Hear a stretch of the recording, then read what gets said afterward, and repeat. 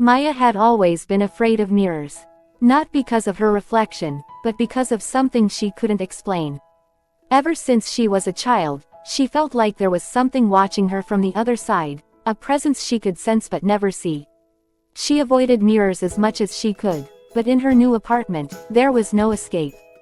The apartment came with a massive antique mirror in the bedroom, its golden frame adorned with intricate carvings of vines and flowers. It was beautiful but unsettling. Every time Maya glanced at it, she felt an inexplicable chill run down her spine.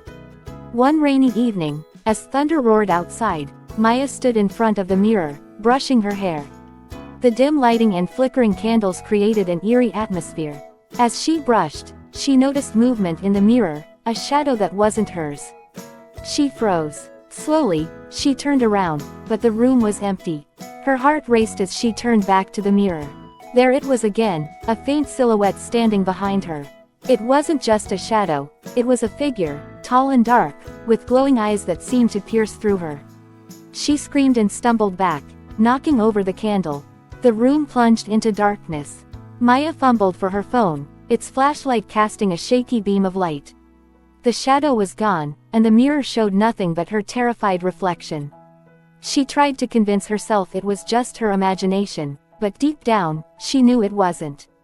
That night, sleep was impossible. She kept the lights on and avoided looking at the mirror. When morning came, she decided to cover it with a bedsheet. Out of sight, out of mind, she thought. But the unease lingered. Days passed, and the strange occurrences escalated. She would hear whispers when she was alone, faint and indistinct, as if someone were calling her name. Objects in the room would be slightly out of place, and the air always felt cold, no matter how warm the weather. Desperate for answers, Maya began researching the mirror. She found an old article about the previous owner, an artist named Eleanor who was rumored to have dabbled in dark rituals.